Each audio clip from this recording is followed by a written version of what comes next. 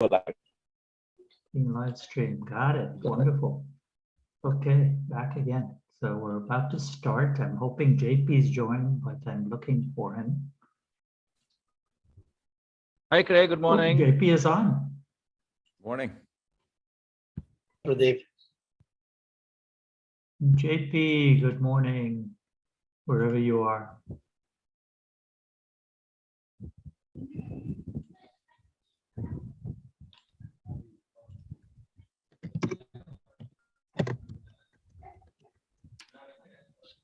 Okay, I think we're going to get started here. So first item is going to ask you all to follow the instructions. I'm going to leave this on for about another 20 seconds.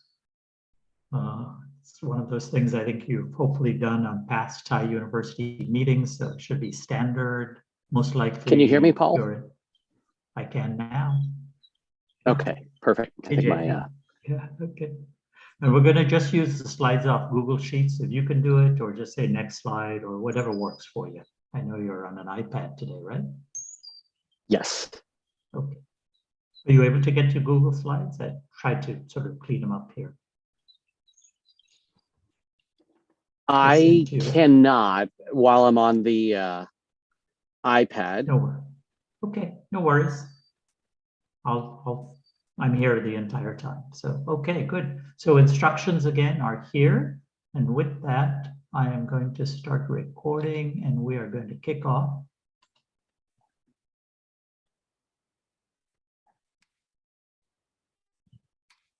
Okay, good morning, or at least good morning for most of you. I know a few of you, it's good evening because you're coming in from Asia.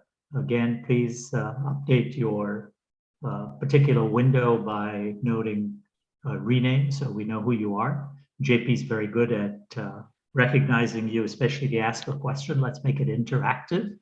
The instructor today is JP James. He's immediate past president of Thai Atlanta. But more importantly, has been in the finance services, fintech space for a long time. He'll give you a little bit of his own background, but he's a visiting lecturer at Georgia State University, does work at Georgia Tech here in the Atlanta, USA area on multiple boards, but there's just one noted here from his LinkedIn profile. I believe when he's run his hedge fund, you'll hear a number of $800 million raised. He's still raising with his no longer new fintech, of which I'm privileged to be on the board because we just passed 5 years. He's the chair of an organization called High Financial Assets. You may hear how he's been on both sides of the table, raising capital and investing in startups over many years. I'm going to click off a poll first before I turn it over to JP. So if you would all answer the item on your screen, no matter who you are, whether you're a coach, whether you are, or if you're a coach or a mentor, answer it about your team. We're just trying to get a sense of the bell-shaped curve, as it were, of the folks attending today. And so welcome to workshop number 2. And with that, I am going to leave the poll open for about another 60 seconds and ask my good friend here, JP James, to take over. I think you're in for a good time. You're going to learn at least one thing, probably more. And in that regard, JP, thanks for taking time, especially with 4 young daughters on a Saturday morning to tell us what investors look for in startups. All yours. Thank you. So we'll go to the next slide after this one. So I'll give you a quick background. One, I love teaching. I probably teach and coach and mentor more than anything, including my own companies.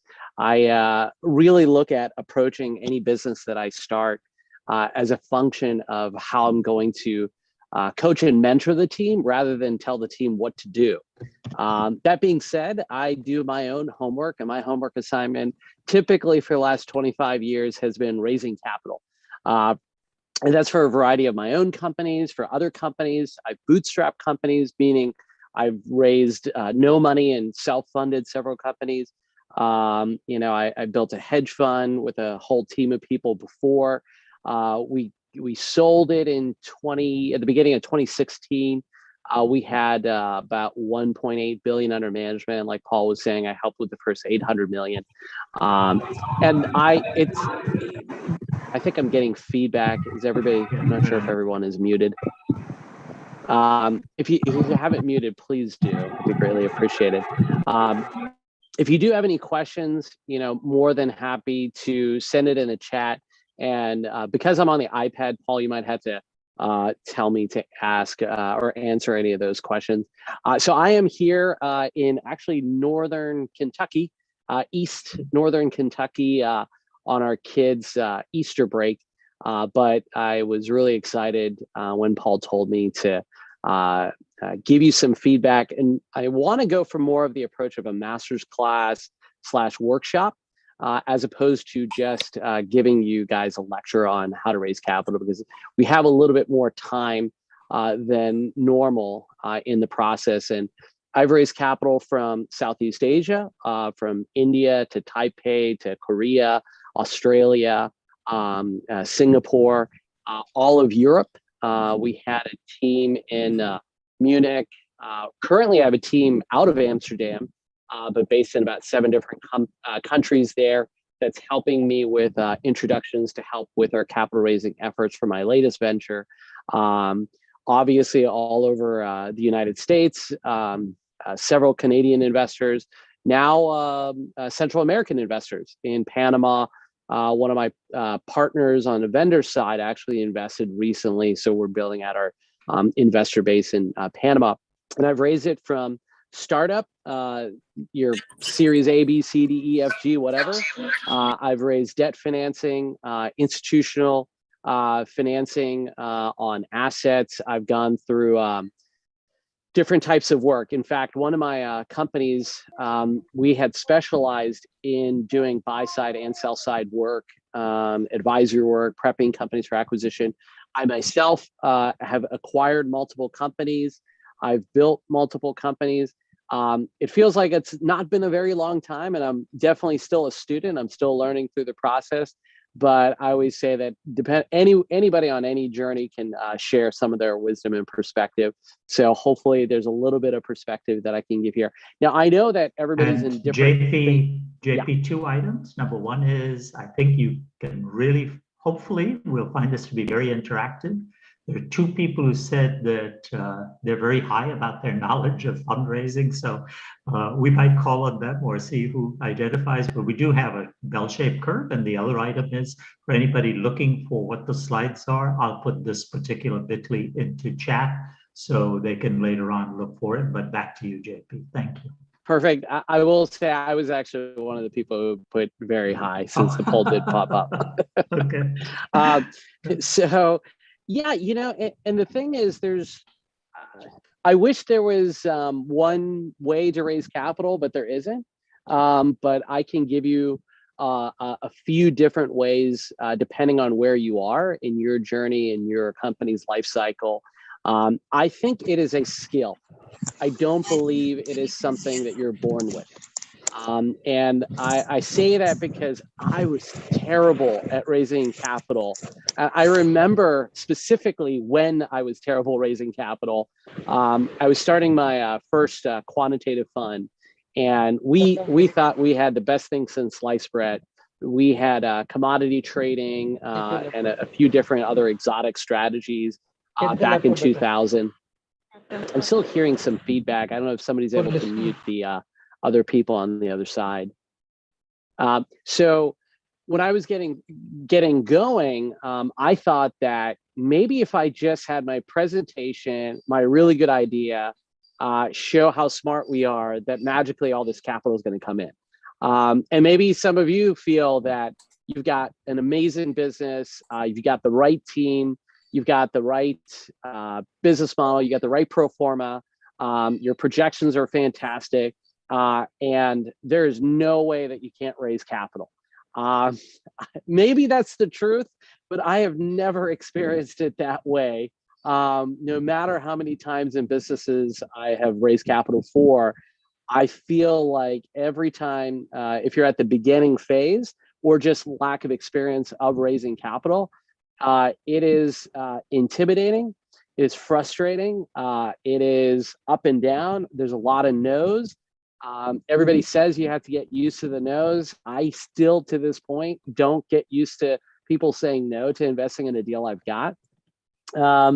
It's very frustrating. It's a very frustrating process. So hopefully, as we kind of go through this class, I can kind of allow you to avoid some of the mistakes that I've made. And hopefully it'll give you some insight and perspective on what we're up to and how I've gone through this process. So, and I can go from a lot of different angles because I coach and advise, as Paul was saying. I've helped other companies while I've been on the board to raise capital for my own companies, invested in early stage, mid stage, late stage companies. So going through that whole cycle, hopefully I can share some perspective.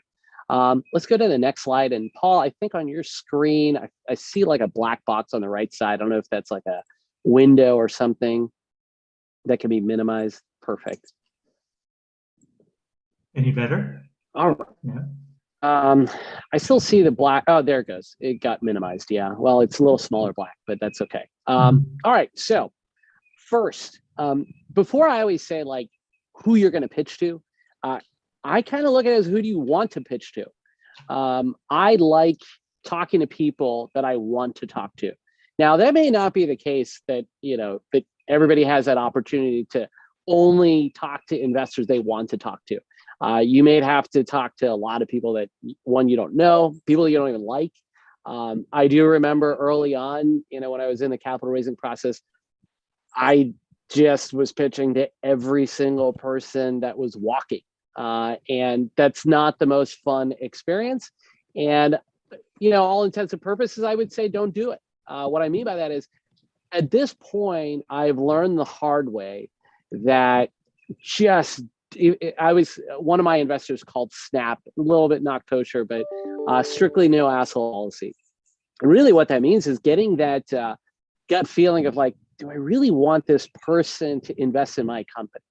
On the flip side, I, like many of you, may say, hey, I don't really have any friends or family that have any money to invest, or they're not accredited, or they don't have a lot of assets under management, or they just have a regular day job, or who would want to invest in my company? I'll be honest, that's how we all start. I didn't, my dad was an engineer, mom was a nurse. I didn't have huge millions of dollars to invest in anything. In one way, I kind of regret asking my dad to invest in my first company, but he did a little bit of money. And just going through that process, I always joke that 25 years later, he's still asking me for a better return on his original investment. Unfortunately, his very first investment did not work out in me. That being said, I've been paying my way significantly above and beyond any rate of return that he should expect. But since he's my dad and I didn't get a good return on the first deal, I think I'm going to be paying for it the rest of my life. But ultimately, you got to start with friends and family because they're the only people who are going to trust you.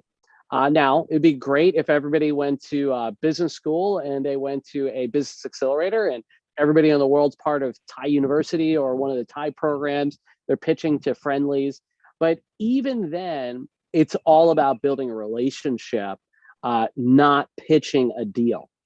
So I know you're going to get practice at, your elevator pitch, your pitch book, your one pager, your financials, and you got to ask and answer all these different types of questions from a lot of different types of investors. But honestly, yes, you got to get a good return. Yes, you have to have a good pitch. But at the end of the day, it's just a relationship. And the question is, how do you build a relationship? Which sounds obvious, but it's the same thing of, you have to go from the angle of what you feel comfortable and how you build a relationship with a person. And the reason why I say that is all of my investors today that I can think of, and I have a lot of investors, I love spending time with them. Some of them are a little bit more intense than others. Some are more engineering, meaning like they want to figure out all the details. Some are more, just trust me as a person. Some of them are experts in the industry. Some of them are vendors. Some of them are friends of friends, network of networks. But ultimately, I could sit down, spend time, get a meal, hang out with them and have a good conversation. And ultimately, that's what you want. You don't want to have a relationship where you are beneath them and they are above them, or in the other way, where you're above them and they're beneath you. Why is that? The relationship that you're going to have has a lot to do with the sustainability and longevity of that relationship as they invest in you and subsequently invest in you.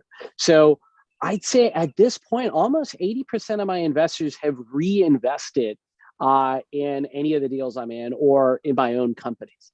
And part of that equation is you understanding, hey, one, am I able to give them a good return? Fine. But are they the type of person that if they see some level of success or milestones that are being hit, are they going to want to reinvest more? And it may not be a lot.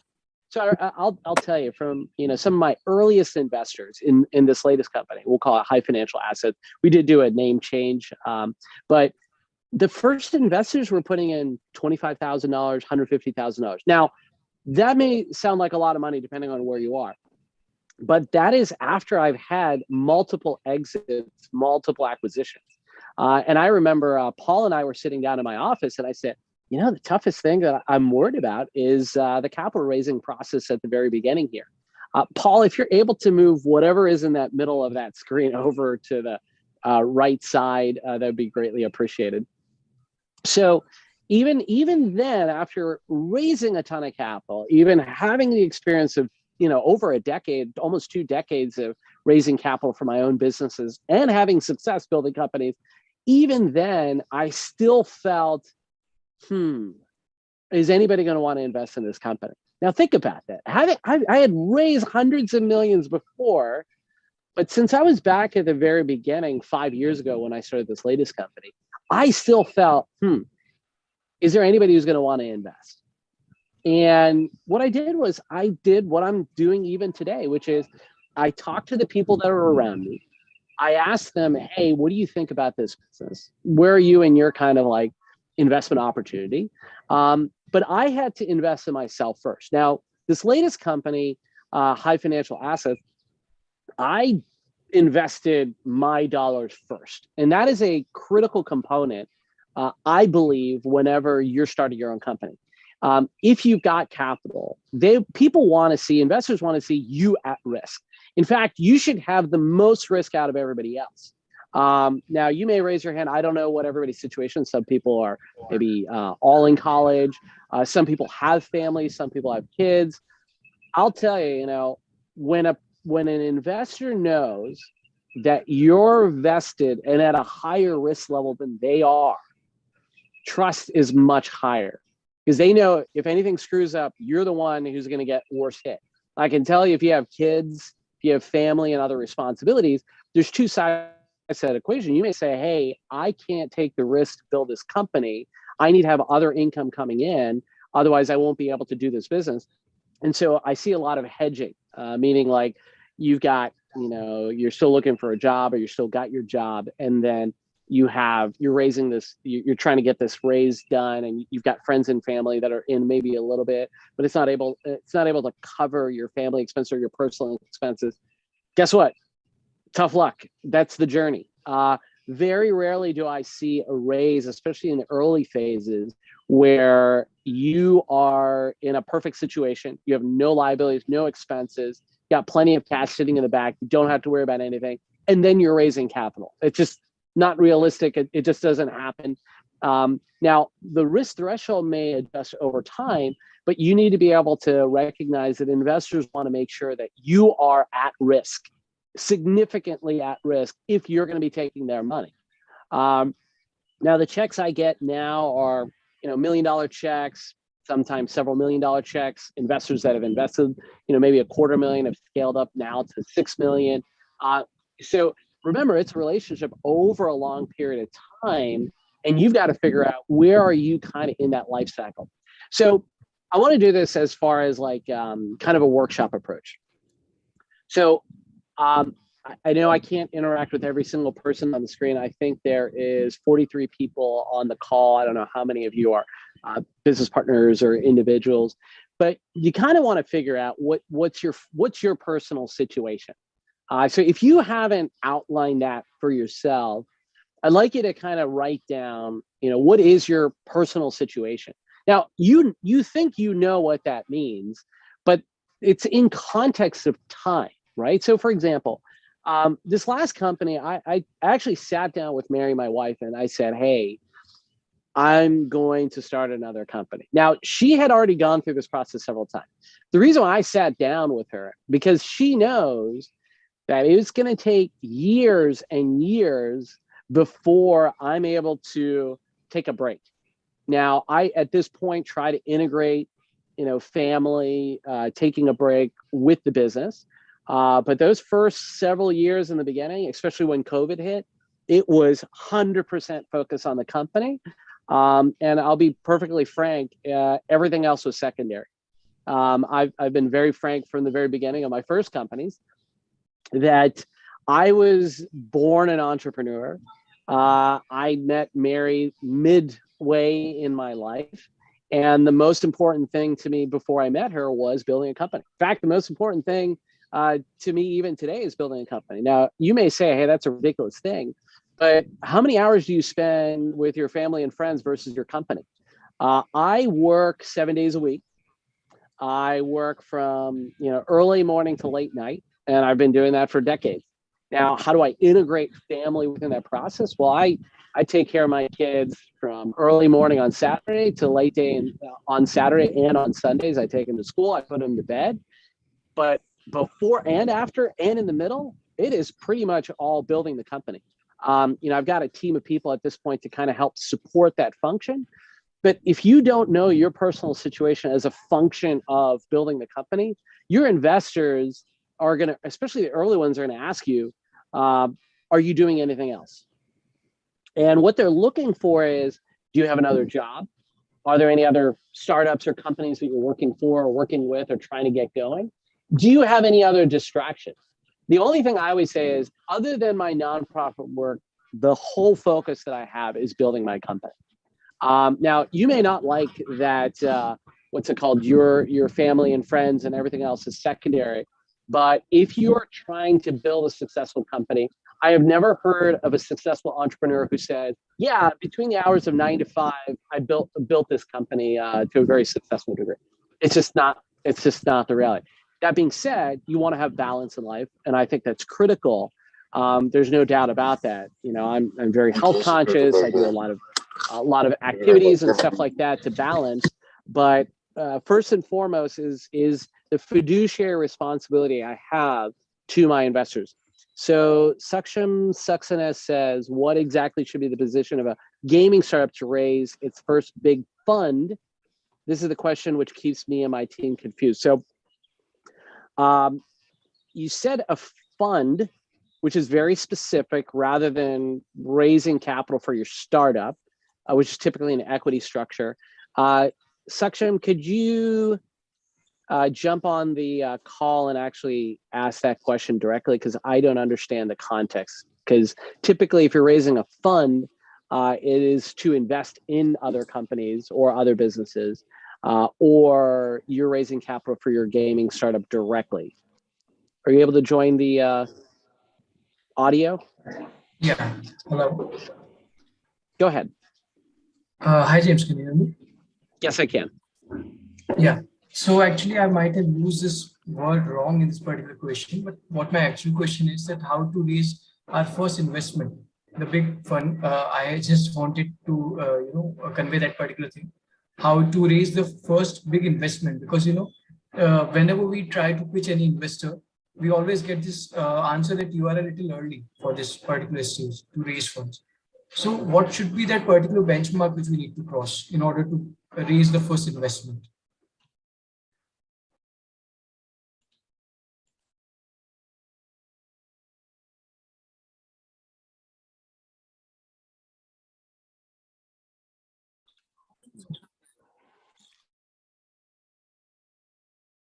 Not sure if we lost JP. He's out in the countryside, so hopefully he'll join us back.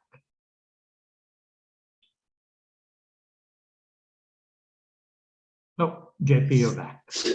I think when I put my other headset, it hung me up off the call. Okay, so the answer is there's no such thing as a big raise. Every raise is the raise that you've got. So that's one thing. So the perception of you saying you have to raise a big raise is usually a perspective that I've seen a lot, where I get concerned. If you feel that your raise is big, you need to figure out a smaller amount to raise. So what does that mean? So this is almost a philosophy that I have, especially with raising capital. If something is small, you should have the perception it's fairly easy. So if you think that raising $1 million is easy, then go raise $1 million. If you think raising 5 million is hard, go down to the amount where you feel comfortable raising the raise. So I had a young lady come to my office and said, "Hey, I need to raise $500,000 for my startup." And I said, "Well, how much have you raised?" "Well, I've raised nothing." I was like, "Okay, so who have you talked to?" She said, "Well, I've talked to all these VC fund managers and VCs, and everybody has said no." I said, "So have you talked to anybody is there any amount of money that you think is easy to raise?" Because she thought $500,000 was hard to raise. And she said, "I don't really know, but I need $500,000. I need it from an investor." I said, "Well, is $100,000 difficult for you to raise?" She said, "Well, yeah, I don't really know anybody who's got $100,000. I said, "Is $10,000 hard for you to raise?" She said, "It's still a little hard, but I really need to raise $500,000. I said, I get it. Is $5,000 hard for you to raise? Is there anybody that you could ask that would invest in you and your company with $5,000? And she said, "Yeah, I probably know a few people who could do that." "How many people do you know that could invest $5,000 in your company?" So, "Well, I probably know 5 people." "Is there only 5 people in every single network that you possibly have that would only invest $5,000? There's only 5 people in the entire universe of connections that you have." And I said, "Probably not." I said, "Write down how many people." And it took a little bit of time. She actually wrote down a list right in front of me. She found 30 people that she could raise $5,000 with. 5,000 for her was a small amount of capital to raise.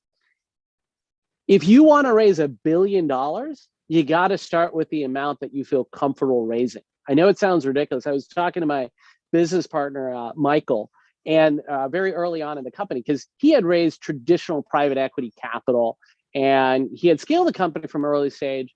But when you see it from, even if you're on the inside of the business, you see the capital coming in and there's some logical progression of it.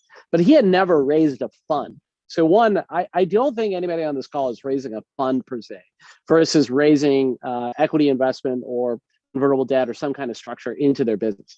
So you just first need to start with what you feel in terms of being comfortable and then scale up from there. So whatever the amount is that you're trying to raise, 1 million, 500,000, 2 million, 250,000, 100,000, it doesn't really matter what the raise amount is.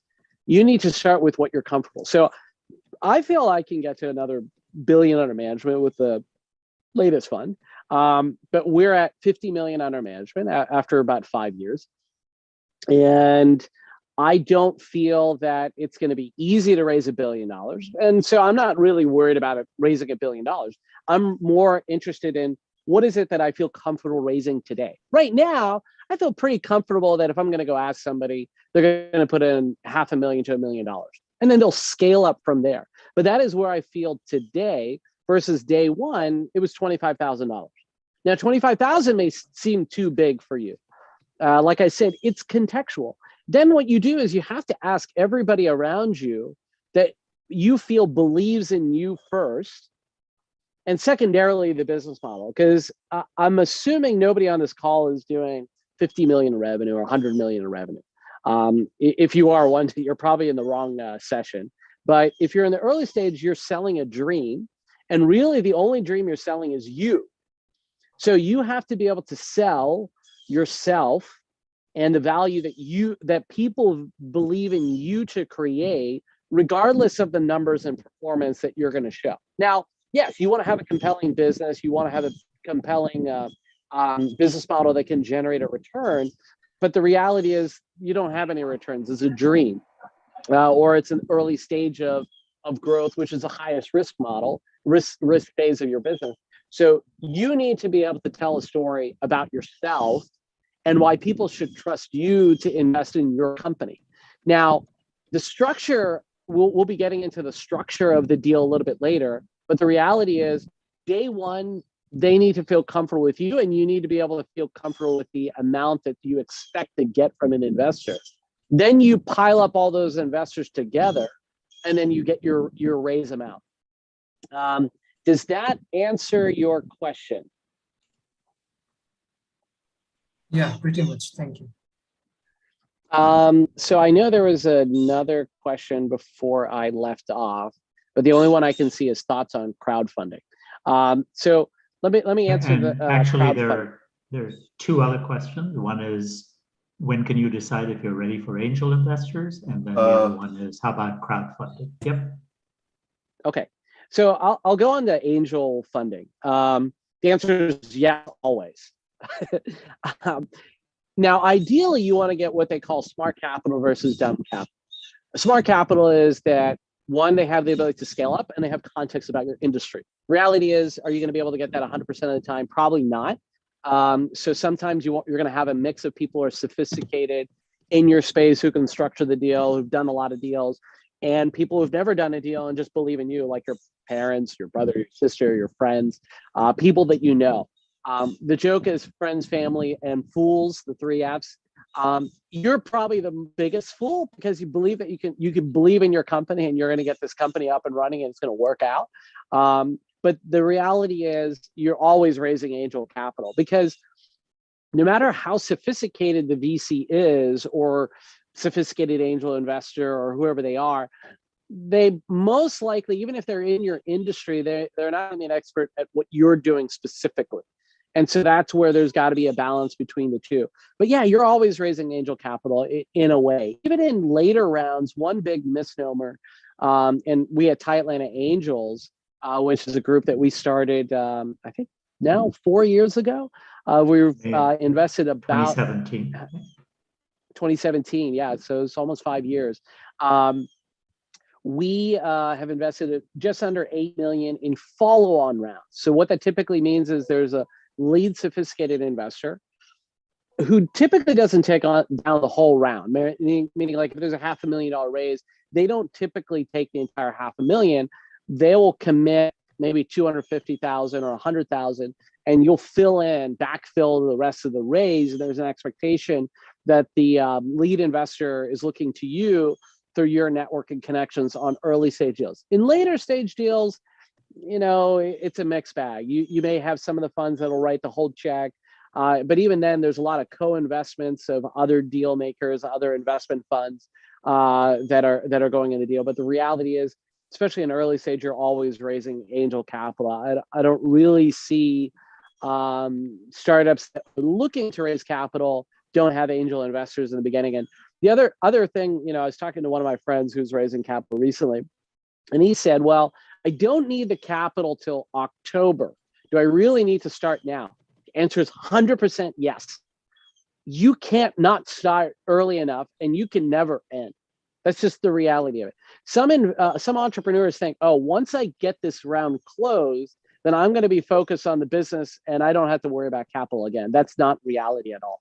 The reality is you are always raising capital. You are always pitching. The way you can be more efficient about it is do one thing that we did at our company is from the very beginning of the company, I had that quarterly earnings report. Initially, it was all in person, then it became recorded and in person, then it became hybrid. Now it's going to be kind of a mixed bag.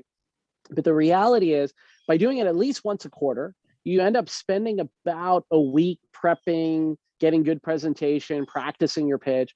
But you then have continuity with your investor base so that they remember and keep you in top of mind. So when you're going through your life cycle, no one's ever surprised at what your plans are. No one's ever surprised at how much capital you're trying to raise. And no one's ever at the last second needing to make a decision because you're in a desperate capital raise and you need to close by a certain time. So great, if you're trying to raise in March of next year, or October of next year, you're still building your database of relationships and pitching it pretty consistently between now and then. Now, everybody says, well, you know, I don't have time. I'm an entrepreneur. I don't have time. Guess what? None of us have time. I run my business. Even at this point, even though I don't do day-to-day operations, I still run all of our strategy meetings, meet monthly with every one of my major team members, figure out all of the, what is going on, what are the plans, and get involved with day-to-day operations. But I also realize, because I've got an unlimited capital raise, that I have to run as its own business unit to be very focused on maintaining these relationships and fostering them as they grow. So you don't have a choice. If you think you have 2 full-time jobs, welcome to entrepreneurship. You're always going to have to raise capital if you go down that route. Meaning, when I mean always, like even after you close, you're still pitching and you're still raising, because you've got to get an awareness with the community of your next raise as you keep scaling up. It's a long-winded, way to answer that one question. So crowdfunding. I've got a lot of companies who've been successful and very unsuccessful at crowdfunding. It depends on you. What is your presence on social media or your digital crowd? How effective are you at building a crowd? Meaning, like, do you have a natural ability to corral a large number of people around what your story is? I give the example of what's his name? The Nolan he was the founder of Atari. Bushnell, Nolan Bushnell, and I got to meet him a couple times, and he already had a crowd following. People loved Atari. People loved his games. So whenever he did his own crowdfunding campaign and it was super successful, would anybody be surprised? No. Now, a lot of companies that you think have no idea about their ability to build a crowd, and some magically they came up with some widget and put in some crowdfunding store like Kickstarter or some of the new equity-based crowdfunding sources. The reality is they're already pretty effective at building an audience, or they already have an audience or already have a following. The way I always liken it was, whenever I was in college, you go to a party, there's usually someone who knows everybody, who brings everybody there, and they bring their friends. If you're that person, I 100% think crowdfunding is the way to go. If you don't have the ability to build a network very efficiently, I would not suggest crowdfunding. I just don't think that it's going to be as effective as you building a one-on-one relationship with your investor base and then scaling out from there. All right. Let's see. Is there any other? Let's see. JP, Jack, I'm asking people to turn their video on. We want to take some pictures for our PR stuff, but I perfect. see only about 20%. So ask him one more time. Go ahead, JP, with the next question. Sure. Jack says, I was wondering if you could expand on your thoughts on founders with other roles. I am part of a fairly large founding team, 5 co-founders, and I'm going to be joining a full-time role that will add credibility and personal development that can help me start up investment banking at Wells Fargo. Do you think this would be feasible in this scenario? No. If you are trying to build a company and you're trying to get a job, pick one or the other, period. Quit the startup, build your credibility. If you feel that's what you need, and then go back to building a company. And I'll give you my thoughts. You don't need a degree. You don't need a background. You don't need expertise. You don't need pedigree to build a successful company. I know more than enough examples of people who have zero background and connections and resources and background and pedigree and all the right things. Hustle at the end of the day. I remember Paul talked to me 6 years ago and said, he showed me this quadrant or graph between strategy and execution, and which at the end of the day is more important. And hopefully you can understand that it's execution at the end of the day. I don't really care how great your strategy is. It's always going to adjust. I'm not going to say it's wrong, but you have to be able to execute, and people care about your ability to execute a plan more than the plan itself. I've never built a business where any of the original plans worked out. It's not reality. If you think that's how it's going to work, you put a business plan together and you're going to build a successful company, you're in for a big a shock and awakening, because it will never work the way you write it down. So your ability to adjust and be able to adapt to the environment of being able to execute on that plan is really what matters to the investor, if that's the context. I'll be honest, if somebody was going to go get a job at Wells Fargo for investment banking to build credibility and they've got a startup, I'm not going to invest in the company. It's not even a concept. I would invest in a kid who has no degree, no background, and has just been focused on execution, has shown their ability to execute way more than anybody who's trying to do a full-time job and trying to build a company. It's not even a question. So you got to kind of pick and choose your battle, but the reality is you got to be focused. So Thiago says, we are still students and trying to finish our degree. How much does it hurt trying to get an investor? Yeah, if you get an investor while you're trying to finish the degree, good luck. The reality is, why would somebody want to invest in somebody who's focused on getting a degree to get a job, who doesn't want to focus 100% on building a company? You're a fiduciary of of the investors that give you money. I did startups when I was in college, and I could tell you I was 100% focused on the business. I could care less about the degree. The reality is, if you're going to be an entrepreneur, be an entrepreneur. If you're going to get a degree and get a job, go get a degree and get a job. I don't know how to be more brutally honest than that, because the difficulty of building a company is so great that to think that you can do a full-time degree and a full-time company is being very naive. Pick and choose what it is you want to do. If you want to do research on how to build a company, great. If you want to kind of have fun on the side and do it as a hobby, that's great. My opinion is, if you're serious about getting a degree and you want to, finish the degree, great, go do that, focus on that, and then go do a startup later. But you're not being fiduciarily responsible to your investors' capital if you're trying to take a check and you're not really focused on your business. And the investor who's going to invest in your company when you're 100% focused on getting a degree while kind of doing your startup on the side, they would be in the third F. They would be the fool. Now, I guess the friends and family, I can kind of empathize and understand. And there have been plenty of successful companies that have come out of students from college, but it's because they're focused on the startup, not the degree. If you're focused on the degree, go get a degree and finish that and do that. I'm not saying it's bad to get a degree. There's no problem with that. And there's no problem with getting a job, but don't get confused that you can do both things 100% focused and do an excellent job and be a fiduciary of your investor. I think, Paul, you're resharing the screen again?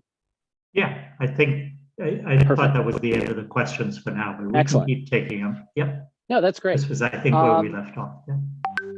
So we talked about friends and family. Those are pretty obvious. A sophisticated angel versus an angel. Angel is just somebody who invests in early stage companies, doesn't do it professionally. There are sophisticated angels who may be somebody who's an expert in your industry or somebody who does a lot of deals. I would say I'm a sophisticated angel. I would not say that I'm an institution or a VC.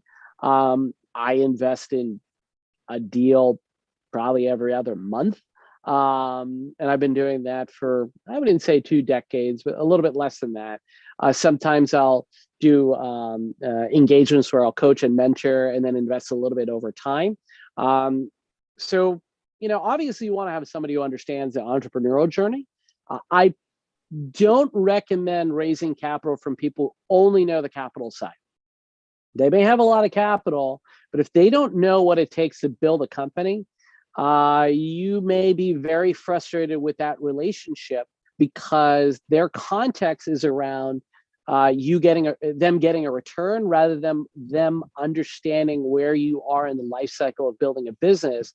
And if they've gone through that journey, I think Vinod Khosla is one of the most successful investors of all time. He has this great talk on Stanford that you can watch on YouTube, where he talks about how he hates VCs that are not entrepreneurs. In fact, they should all go away. Just because you have capital and you have some MBA doesn't mean that you know anything about how to build a company. And that's the truth of it. You can learn how to do that, but they're two different skill sets. And knowing how to read a financial statement, especially in the early stage, is kind of useless whenever it comes to building a successful company.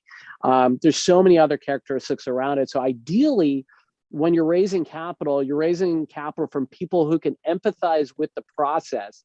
So HNI is also high net worth individual or ultra high net worth individual, 50 million plus, depending on which market you are. Now, in the phase of my company right now, we deal with a lot of family offices. So family offices are typically literally a family or a group of families or group of individuals who may have sold a company prior together. They have a big liquidity event. Now they've gotten together. They may have their own management team. They may be a part of a multi-family office, but they've got some level of sophistication, but not a high level of sophistication. They look at every type of deal. They'll look at traditional equities and bonds. They'll look at private equity. They'll look at hedge funds. They'll look at startups, mid-stage, every type of deal. Mid-level sophistication, high level of capital, because there's a lot of family offices that are from tens of millions to hundreds of billions. And as you kind of scale up, they're going to look at different types of deals, and they're a lot more opportunistic. Versus VCs and institutions, very, very narrow. Even the biggest of institutions, fairly narrow on what they're looking for. They've got their specific focus, their specific team, they have expertise, they know what it is that they're looking for, what the financials need to look like, what the stage of company, what the milestones.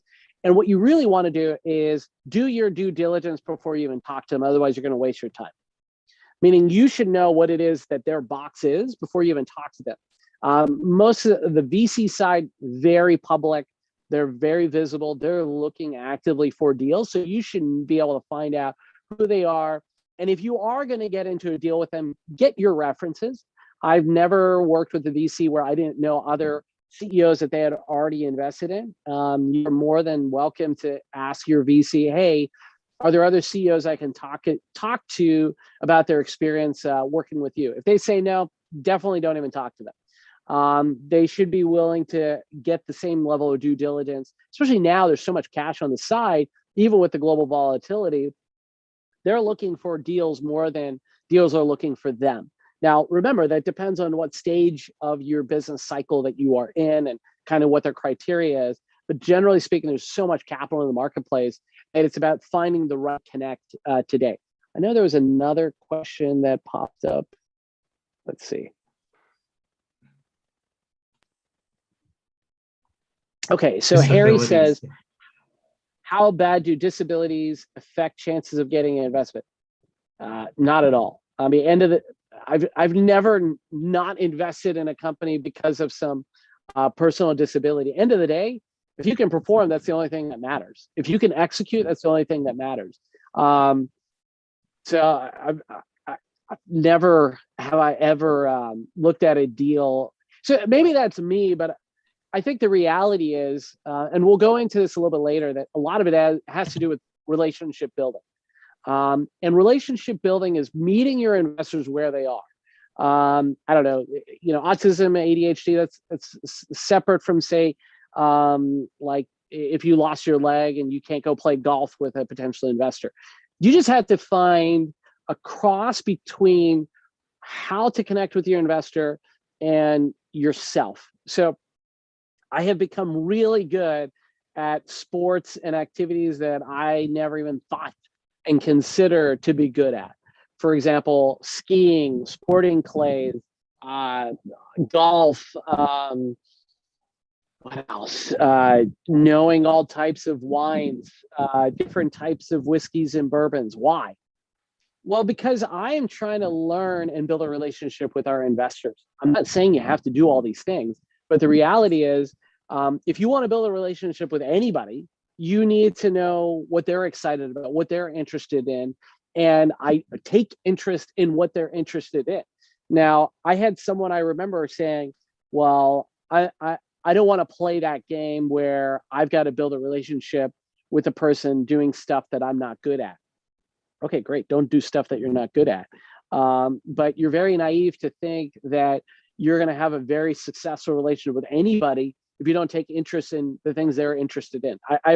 There's nobody even on my team. Like I take severe interest in everybody that I'm going to build a relationship with. What I mean by that, so I run this raising capital like a business by itself. I have my own CRM. I've got a database of every single investor. Every single time I've met an investor, I take notes. I write down the day that I met them. And then now I actually analyze how many days between when I first met them, where are all the different activities, how long does it take to close the investor? What were the activities that I did to close the investor? And then analyze it and be more effective and efficient with that relationship building. For example, if you're not going to get a whole bunch of golfing investors if you don't play golf. I don't know how else to explain it. I've raised tens of millions from the golf community because I learned, practiced, and studied golf, and I didn't take it accidentally. If you hate golf and you never want to talk to people who are golfers, you're going to have to go probably a different angle. I'm not saying you can't raise capital from golfers, but if you're doing their activities and you're building a relationship, they're going to be more interested in building a relationship with you. I've never heard anybody, I've invested in every type of entrepreneur everywhere in the world. So at the end of the day, I want to invest in the entrepreneur, especially in the early stage type deals. I'm not investing in the business model. Yes, I want to make sure that the company is not going to go bankrupt, and Paul can attest to this as I screen a lot of deals. I want to make sure that they've got some business model and some sense of reality, but I could care less if the business model works.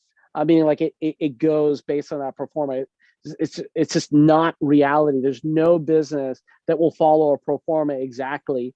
And investors that you're pitching to, that if they think that they look at a pro forma and your business plan and your pitch book, and they think it's going to be a straight line trajectory to that reality, one, don't talk to them. It's a waste of time, because you're going to be really frustrated that next quarter when you quote unquote don't hit your performance records. Now, that being said, how much capital is an investor going to invest with you? So if you look at this, step one, obviously it's going to be easier to invest in someone who's got a track record. Now that I'm 5 years into this company and we've provided very consistent returns, very good performance during COVID, and the ability to keep performing, guess what? People believe me a lot more than before. And when I was getting checks of 25,000, 50,000, 100,000, those are 10 times the amount 5 years later because of the consistency of track record, right? So don't get frustrated that, hey, I can only raise capital at $5,000 per person. It doesn't matter. If you can build it consistently over a period of time, that's what they're going to look at the end of the day. Now, that being said, first company, infinitely harder than this company, right? So to give you context, I've started 16 different companies, have worked out. I have somewhat of a track record. I know what doesn't work. I know what works. I have not really, I'm trying to think, other than maybe my dad, I don't think I've ever lost a dime of an investor's money. I don't think it's ever happened. That being said, I've had plenty of deals that have gone under that I've invested in. Am I crying? No, it's a portfolio approach. That's why if you get some level of investor that they've done a bunch of deals, then you're going to feel a lot more comfortable that, hey, God forbid something doesn't work out, they're not going to go try to hunt you down and harass you and try to sue you and go through that whole process. That's the benefit. If the only track record you've got is, maybe several of you are in university and you don't have any business track record, just like I did when I was getting started. End of the day, it's just hustle. And you gotta think about it over time period. So for example, like if somebody would tell you you're going to go through living nightmare, it's going to be a complete pain in the butt, you're not going to make any money, you're going to be struggling for 20 years straight, but at the end of the 20 years, you're going to be a billionaire. You got to ask yourself a question, would you do that? I was born for the misery and struggle and the roller coaster of building companies. I have never gotten into a company and said, the reason why I'm getting into this company is because I'm going to make a lot of money tomorrow. And let me be clear, I do a lot of nonprofits and for-profits. I do not confuse the two. If I am building a company, it has to make a return. If I'm doing a nonprofit, it also has to make a return. But one is impact in society, the other one is a financial tangible return. Now, I'm not saying that's what motivates me to build that company. Ultimately, for myself, it's having a great team. I love working with a team where we're solving problems and moving the needle forward. And hopefully you've got mission, you've got purpose, you know why it is that you're building the company. But, you know, as much as mission and purpose is important, if you lose money, you're going to go bankrupt. I don't know how else to explain it. Like, you don't build a company because you're in a nonprofit. You need to generate some return, whether it's an IRR, valuation increase, profitability of the business. And so that's where the second component goes in, which is what really is the return that's expected. And do you understand what drives the business model? Do you understand what drives the financials of the business? I don't care how good or bad you are. You have to get good at knowing your numbers, period. There's no ifs, ands, or buts about it. You have got to be ultimately, and you'll hopefully get this as you build companies or you're a serial entrepreneur like myself. I have become a better attorney than my attorneys. I've become a better accountant than my accountants. I've become a better CFO than any of my financial guys. You become better at everything than everybody. Now, I'm not saying that you should have like a high level understanding of finance. No, I am telling you, there is an expectation that you put in the time, effort, and energy to become at least a master's degree understanding of all these things, at least. And what that means is, you know, that's why even on the weekends, early on, I'm reading MBA books, I'm reading finance books. I don't do a lot of business books anymore. I look at more leadership, understanding biographies. That's what I really love, like the character of leaders and how they've built companies and what inspires their team to go through struggle. But early on, I'm trying to get my PhD in accounting, even though I'm never going to be an accountant. Why? When these questions come up, especially an investor who's somewhat sophisticated, like, for example, if you're going to pitch me on a deal, I doubt that you're going to have looked as many business deals, as many financials that in your lifetime than I will, because this is what I've been doing for decades. Now, you may have, but the reality is most sophisticated investors, they are constantly looking at deals. For example, and Paul knows this, at Thailand Angels, probably every month I'm looking at 3 different deals, and that's just the Thai deals that come in, let alone the other deals that I see probably every single week. I'm looking at deal. I'm looking at financials, I'm looking at business models, I'm looking at pitch books, I'm looking at them constantly. I love doing that because it also keeps me sharp. And on top of that, I'm looking at publicly traded companies. I love economics. But honestly, I'm not a numbers guy. I'm not a math guy. I'm a feel. I go with my gut feeling whenever I do a lot of business decisions, but that doesn't mean I don't understand the numbers that drive it from that standpoint. So I'm going to take a break and go through some of these questions that I saw pop up. Okay. Hassan says, post-COVID now, most of the interaction with potential investors, board advisors through Zoom. It's hard to build a genuine relationship without meeting them in person, especially if they're in a different state. So Hassan, you're in New Jersey, is that correct? Can you unmute? Yes. Okay. Who can you not meet? In what state right now? So I have a board of advisors. So he has a family office, I believe, in Minneapolis, and he's currently in Florida right now. He's currently where? Florida. Okay, so you don't have a car that you can drive? I do. Okay, is there a problem? So the gas price is high. You know, I'll tell you, I'm not saying that facetiously. When I was early on and I had no money and I was in college, I was on the train, I was on the bus, I took the car, I co-drove with other people. I have heard a lot of people recently tell me, well, even last year and the year before, I can't meet with any of my investors. Everything is on Zoom. Fine. But I am telling you, the the delta between building a personal relationship in person and on Zoom and the amount that I close is pretty obvious. If I meet with an investor in person, the close probability skyrockets.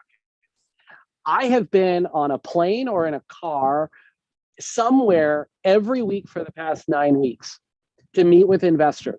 If you can't get into a car and go meet an investor in Minnesota, which is not that, I mean, maybe you don't have the ability to drive. That's a possibility. In New York, New Jersey, not a lot of people drive. But then you can take a bus. I find it very hard to find an excuse, even if you have to go to India or you got to go to Europe or something. You could wait to get a cheap fare before you can, before you need to actually, spend a huge amount of money to go meet with your investors. That being said, typically speaking, unless you're in a place that doesn't have any capital investors, fine, you can start with a phone call, start with a Zoom call, start with an email, text messages. I send gifts to our investors. I send logoed products to our investors. I'm on a call with, I've got an investor in Jacksonville. I still try to set up a meeting. I've got a bunch of people in Savannah, Georgia. I'm based out of Atlanta.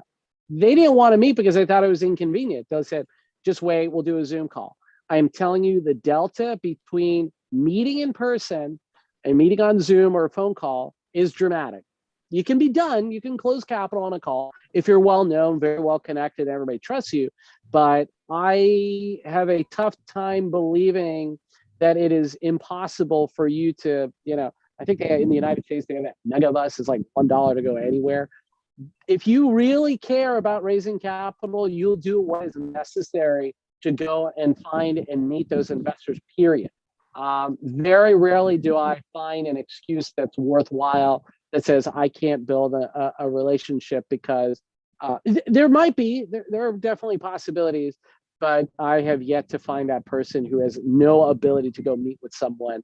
And for me, I think it's still important. In fact, because so many people are doing Zoom, so many people are doing calls, it's a big differentiator of being able to communicate and get out there and talk to your investors. I was flying to Panama to go meet with my investor. I flew to London. Obviously there's a cost basis for these things, but you take a cheaper flight, figure it out. Rarely is it the case where there's not a way to talk to an investor in person. Now, like I said, there's plenty of possibility of you meeting with investors online, digitally, and closing capital. We do it all the time, meaning a lot of our investors at Thailand. In fact, we've connected with the larger Thai community. We had a pitch deal on Wednesday. I think Paul, half of the people were online. They pitched the deal, but the reality is Eric, who's the CEO of that company, had already built relationships in person with several people, had already closed capital. I had gone through the due diligence process, and it took them actually a couple months before they were able to pitch. So there was some level of connectivity and trust and belief in their ability to actually deliver on what they were saying and build a relationship. Now it's up to Eric after the meetings and the pitch, if it closes or doesn't close, to follow up. Is he going to build a relationship? Is he going to have the hustle to keep on doing it, to keep raising capital if needed from that standpoint? Next question. Let's see. Should a founder take out his or her salary from capital raised at initial stage? 99% of the time, the answer is no. I will tell you, like I said, when I was starting my own first companies, I didn't have any money. I had, in fact, I was driving near Georgia Tech for the first house that I had, there were 6 of us in I think like a 500-600 square foot house. We had like maybe a little bit bigger, maybe it was like 1,500 square feet. Point is that there was 6 of us in a very small place, and I think my rent was like $100 a month. The reality is you got to do what's necessary to build your company and show the investors that you're vested alongside with them. If anything, the more that you start paying yourself a salary, especially the earlier stages, the more it's like you're just taking my money and putting it into your pocket. Especially if the raise is like $100,000, $250,000, $500,000. I mean, you're going to be a significant portion of that raise if you're paying yourself a salary. Say you've got a family and you don't have the ability to, dedicate full time. There's more than enough people, including myself, early companies, taking out debt, credit card debt, mortgage, refinancing, line of credit, whatever it is to get those companies up and running. I remember I was talking to a very close acquaintance of mine, David Zalek. He just sold his company for $2 billion to Goldman Sachs. When he started his company, he was raising a tremendous amount of personal debt to get that company up and running because he couldn't afford investors to, invest in him and pay huge amounts of salaries for anybody that was involved. And he had family and kids. You have to take on that risk. That is why investors are going to be investing in you. If you can, that then shows the dedication you have, the story you've got, the belief that you have in yourself that you can make this work. And worst case scenario, your first line position loss and everybody else is second. And you need to be able to, in fact, I think Paul can attest to this. I think the first $500,000 to $1 million, I personally guaranteed the debt financing that came into the company. Now, I took that at a lower rate, and that helped us get up and running. But I took on personal risk and did not pay my salary. Actually, I didn't pay my salary for 4.5 years. A little bit different situation than most of you. But the reality is that goes a long way to build confidence with your investors that you are taking on the risk, and you're willing to struggle before the investor is. Okay. Betsy says, if you have a professional track record in an area, how would you position yourself but have no track record building a company, but the opportunity is big? Well, hopefully everybody in this entire call has a big opportunity. I've never met, I don't know, maybe you're in service. If you're in services, it's a little bit different. Like if you're a law firm or accounting firm or, services business, you don't have a huge opportunity. It's more organic growth. But the reality is, hopefully everybody has a large, big opportunity measured hopefully in the tens to hundreds of billions plus. Yes, most people do not have entrepreneurial track record. Most founders are either technically professional, which have a track record from that standpoint. Reality is you've got to start surrounding yourself with people who do have business track record. The probability of not only closing capital, but you actually being successful is dramatically higher if the people that are part of your business actually have built companies before, even though you haven't. Easiest, go find a whole bunch of Thai entrepreneurs in our community that have experience, that kind of know your industry, that you can partner with initially, maybe as a mentor advisor. And hopefully you can convince them to actually come on board your company to help bridge that gap of your lack of record of building a company. And like I said, first company I started, no track record. So how do you do it? I bootstrapped the first company, figured it out, made a little bit of money. Then at this point, when I started this company, not at the very beginning, because I had a lot of personal track record, but even then I found business partners who had built $billion+ companies, multi-billion dollars in some cases. That allowed me to, kind of piggyback off their track record. I brag about my team members all the time, how successful they are, even though I may, when I started building this consumer lending business, I had never built a consumer lending business. I had some business experience. I had built some companies, but it's a big difference between building companies and building company in this industry. So what you do is you start building the equation, right? You start filling those pieces to that puzzle, finding an entrepreneurial CEO, somebody that you can bring on board as a partner, give them some equity. Maybe you're the entrepreneur and you need technical person. So you find technical people, which I did. I did all of the above. In this current company, I've got operational people, I've got technical expert, I've got business expert, I've got all the different components, bringing them around me, even though I kind of know everything that they're doing and could kind of do what they're doing. You want to have people that are obviously better than yourself in all those different aspects. And the only way you can pay them is an equity or equity option pool or earned equity or different types of structures to take care of them over time. Okay, next, Madhu says, few best and must read books from your life experience. There's a lot of really great books. When it comes to entrepreneurship, I think ironically, I haven't really read the book in full, but I know all the concepts within it, and it's been a big success telling a lot of people about. If you haven't read Lean Startup by Eric Ries, it's super classic. Talks about you're really about your MVP or a minimal viable product and how to get a product market fit. How do you connect with what your product is and what your market is, and be able to actually get to the bare bones of doing a transaction. Those are great, especially if you've never built a company from that standpoint. I would say most of the business books are out of necessity. So, like I said, we're going to be talking about raising capital today and the whole process. You've got to take this as kind of a primer, right? You want to become almost like a master's degree expert at building financial statements, at understanding deal terms, at understanding how that structure is. One is Angel List, which was founded by Neville. I can't remember his last name, but they had this website called Venture Hacks, which goes through a lot of the terms and structure around the latest business models. So AngelList has got some resources. Most of the business accelerators out there, most famous being like Y Combinator, the Foundry, Techstars, all of them have documentation. Yeah, that's right, Paul, you got Neville Ravikant. I remember reading his blog posts early on to just make sure I get rounded up and really understand business terms whenever I'm negotiating with an investor.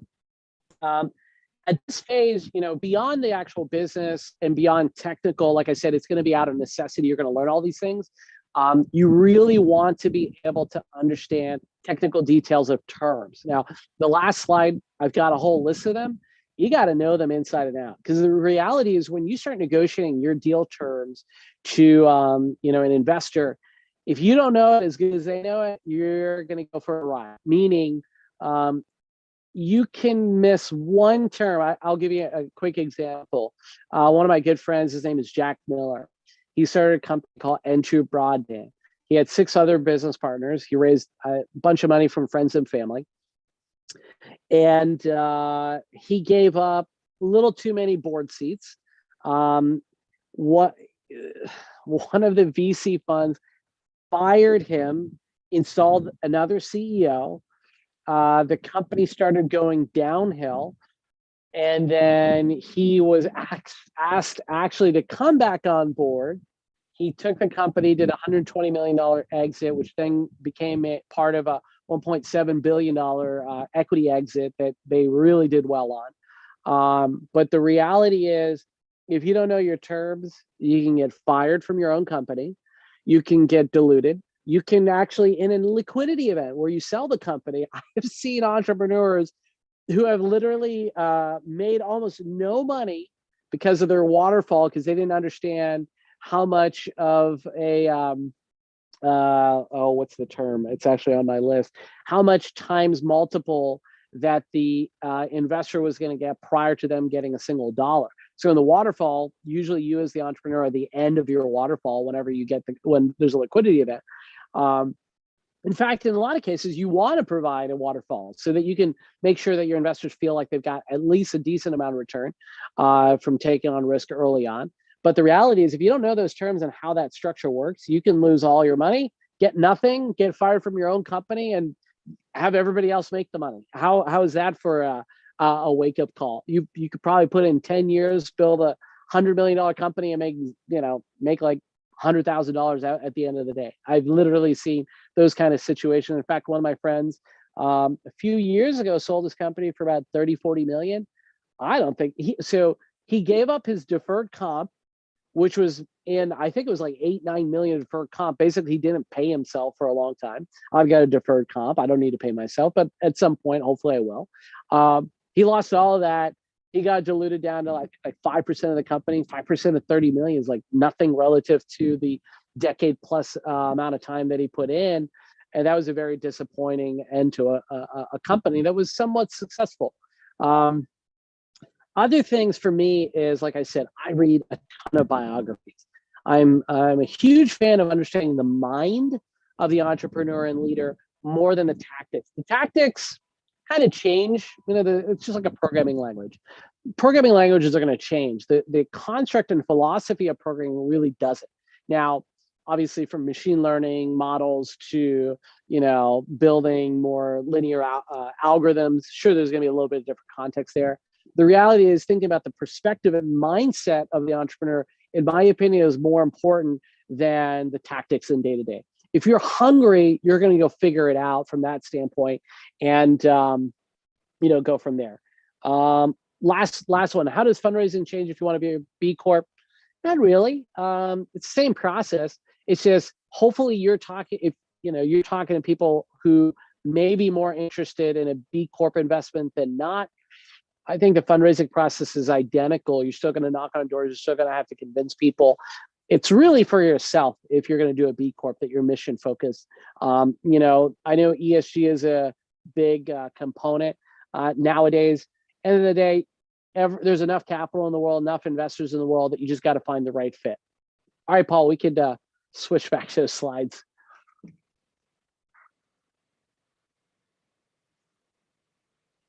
think Paul's gonna switch back here. Perfect. It's loading up. All right. So the last component on here is really valuation, and what kind of turns you've got. I always do my own internal valuation models. A lot of my companies, and Paul knows this, I'll do a third-party valuation. I won't give it out to the investor, but it gives me kind of like, what's the marketplace look like for similar types of companies? How are they doing relative to myself? Where should I be? What are latest deals? If I'm going to be negotiating terms, what's better? Is it East Coast, Northeast Coast, West Coast, India, Middle East, Europe? All these different marketplaces have different types of deals and investors. And so you're going to kind of need to look and investigate for yourself what are reasonable comps. If you can't afford doing a third-party valuation, look at Crunchbase, look at PitchBook. Those are good resources to kind of understand in your industry what are similar types of valuation. And like I talked about, deal terms, are they protective? You've got to know all the different types of terms, not just memorize. Memorize doesn't do you anything. You should go through examples of kind of how deal terms make or break, structure of a term sheet. And remember, a term sheet is what you get as kind of like a first offer. And then you get your subscription documents. And just so you know, you're going to have to pay typically a lot of the legal fees to get those deal terms structured with your law firm. So that's where you may need to get friends and family money to kind of foot the bill in advance of whenever you get the capital. Next slide. So we've talked a lot about this, and kind of where I've said that you may not have the expertise, but you're finding a team that's got product and business sophistication. If you don't know how to run a business, try to find people that do know how to and try to partner with them. I'm always looking for partners. I love bringing great team members on board, similar value system, but different in terms of expertise. And they're from all around the world, different backgrounds, I always say my companies are extreme diversity, not because we care about diversity, but because we just look for who are the best people in the entire world. That's a fit for the community and culture that we've got. I think half of my leadership is female. I've got people from college, and even Paul was on my team helping out early on. Grandparents, I've got male, female. I've got people from the US, not from the US, inside Atlanta, outside Atlanta, every size and shape. End of the day, you're just finding great people and who they are and bringing them on board. So you got to be really good at telling stories and selling people on your story. So I think we talked about it before. If you don't have a massive opportunity and growth, you're probably not going to be building a fast growth venture. You don't need to be talking to VCs. More of a lifestyle business, more of a services type business. We're going to grow organically. That makes more sense. But most traditional VC, private equity, sophisticated angel, those are for fast growth ventures in large opportunities. And the final point on this slide is why you versus anybody else. if you're a startup and somebody else is doing the same thing and they've been around for a long time, you've really got to prove why is it that you are what's your edge relative to everybody else, and kind of how can you show that clearly where people kind of understand it. Next slide.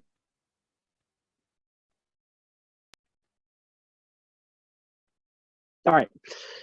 So going around performance and financials, this is kind of minimum. Like I said, if you hate math and you hate finance and you hate accounting, tough luck. You're going to have to figure it out. I don't even care if you get your own accountant, get your own CFO, get your own bookkeeper, not good enough. If you don't know how you make money, if you don't understand what metrics or key performance indicators actually drive your business model to create the return, you're going to have a very tough life. Steve Schwarzman, who's the founder of Blackstone, said he couldn't get hired in Blackstone now if his life depended on it. And he was never really good at math. But that doesn't mean he doesn't study the numbers. And that doesn't mean that he tries to figure out what drives the business model and how those metrics are. You may not get your PhD in accounting, but if you don't know how the balance sheet works, how it connects to the cash flow statement and your P&L, you're gonna have a very tough time. Most early stage companies go bankrupt because they don't understand the relationship between the three financial statements, and they don't understand how the cash flow statement really in the early stage everything. They keep looking at their P&L on an accrual basis. We don't know what an accrual and cash basis of a P&L. Those are some basics you've got to know. This is not the time to go through it, but I don't know how many thousand YouTube videos there are on how to read a financial statement, but you've got to get the basic accounting done, understood, and not just put it in your QuickBooks or online bookkeeping software. You need to understand how the model works, and that's where the pro forma comes into play. The pro forma is a story. It's not truth. The pro forma gives an investor an understanding from ground up how your unit economics work. How do you make money? What are those metrics? How does that drive into the P&L, drive into the balance sheet and your cash flow statements? You've got to be able to do all of them, and you've got to be able to do that modeling. And KPI with the trends, benchmarks are important only to give other people context, not necessarily, again, to kind of prove that you're better or worse than somebody else, especially if you're in the early stage.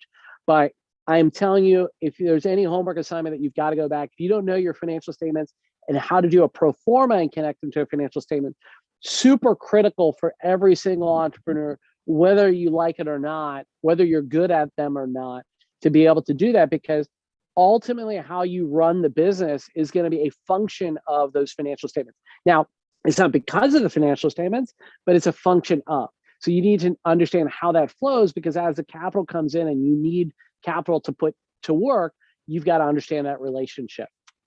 All right, next slide.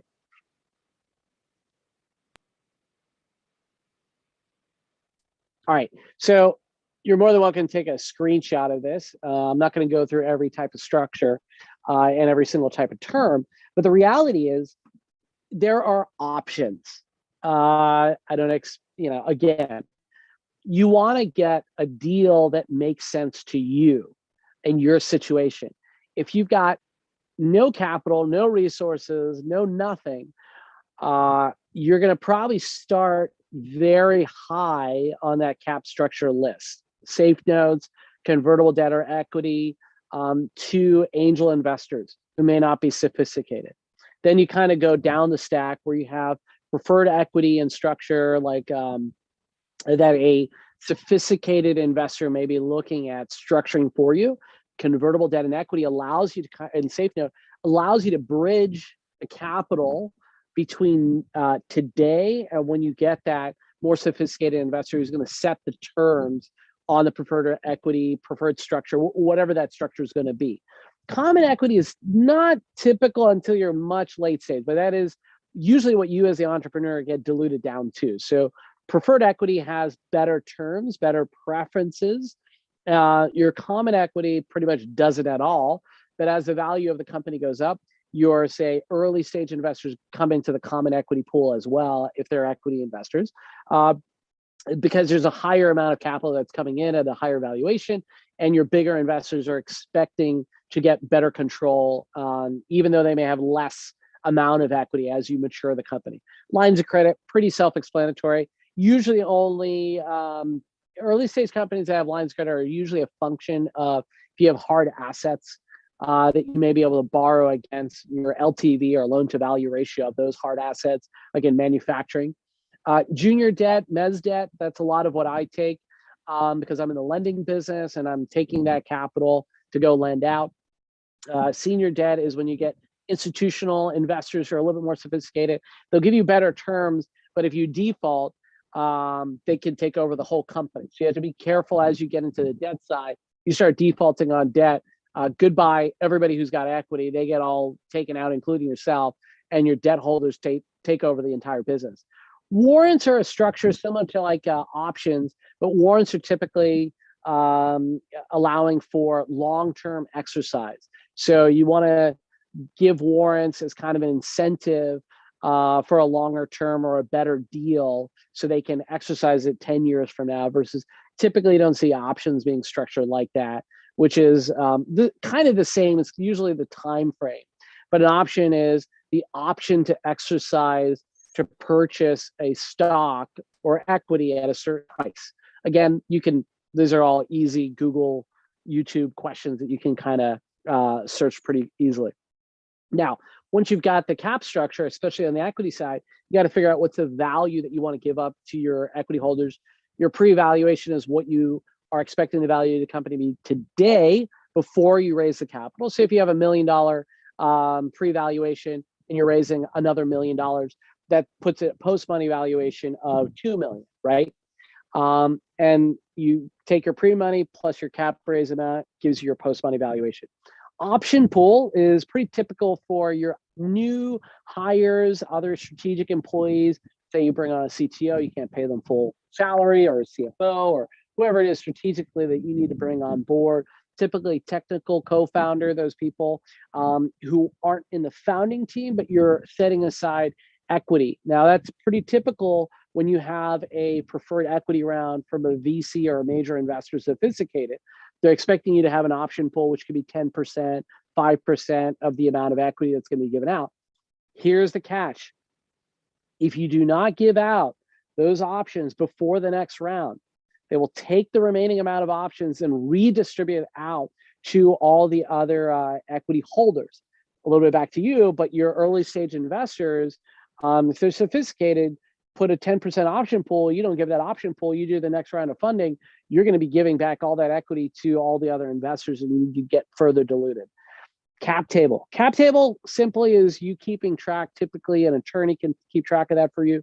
Or, if you don't have the resources, you're keeping track of who's got how much equity, at what terms, what's the structure, and keeping track of that as you go on. I think there's captable.io. There's a couple online cap table management software that you can actually do that once you're going through these rounds. Final stuff. Terms. All I can say with all these, if you do not study, you are going to get in trouble. If you do not understand liquidity preferences, what the participation structure is, dilution, anti-dilution, giving up board seats, voting rights, who doesn't have voting rights, do you get voting rights? Are you allowed to issue new shares? Who gets to veto those rights? What's the expected information rights? Like, do you have to do quarterly financials? Is there some obligation of dividends? If you don't give dividends, does it accrue and then it gets paid out to the investors later? And do you understand that you're going to be footing the bill typically for all of these legal documents and everything that's going on? I mean, you could be paying $5,000, $10,000, $20,000, $25,000 to get a deal done. On some institutional stuff, I've seen $60,000 in legal fees to get your round structured, not your round as much as like the institutional structure in place. So you got to really know how much things are going to cost to get these deals done and structured. So I put a lot out here for you guys to study. But the big thing is you got to know what are your options and you got to understand how that's going to affect you. So typically what I say is go through a simulation of your own situation. Typically, I can't do homework alone. So what I do is I've got one of my business partners, for example, Michael and I, we actually sit down, we go through these scenarios and we go through it, meaning we figure out the structure, we figure out the legal, we figure out the valuation, we go through and we figure out what the terms are. And whenever I'm looking at deals, I'm not the legal person. I love looking at the financial statements and stuff like that and kind of making sure that I know, though, all of the deal terms. And sometimes even I have to look online again and say, hey, with this kind of waterfall, where do we sit on the waterfall? What's expected from the return? Those kind of things. What rights do I have? Are they reasonable? Are they unreasonable? Do I want to give that up? Do I not want to give that? I've never been in a situation where I say, hey, I invested in a deal with bad terms and it had a great return. This is not how I look at it. Even if there's a great return, there's plenty of deals that I've passed up on that have had good returns because they had bad terms, where there's not a mutual respect between the entrepreneur and the investor and vice versa. If you're not meeting eye to eye to the investor, there's not a respect for their rights, their terms, and your fiduciary responsibility to them, they're going to take that into stride as well. Like I said, right now, entrepreneurs, including myself, we're in a good situation in this marketplace, relatively speaking. There's a lot of capital chasing deals. And so you're a little bit better off. That's probably going to change pretty soon. I'm not expecting there to be a US recession this week or next week, but the reality is that you got to take that into consideration, that capital does dry up and you're always trying to raise capital from that standpoint. I think that's my last slide. What other questions do you guys have? You're more than welcome. If you're going to email me, ideally connect with me on LinkedIn. I already saw a bunch of people reached out on LinkedIn to connect with me. Just send me a note of what it is that you're looking for. I'm more than happy to, answer any questions. Ideally, join TIE University, stay with the TIE community. I've had board members that have come from here, investors that have come from TIE, employees that have come from TIE. I love the TIE community. I've tried to give back consistently to the community. So there's your poll on a scale of 1 to 5. How useful was today's workshop? Like I said, if you got any other questions, you're not allowed to vote, JP. Yeah, I'm not voting at all. Yeah. And then we'll do one feedback survey, but this is time for questions, anything else on anybody's mind, right? I've got my chat up, yeah. So please for those that ask questions. Yeah.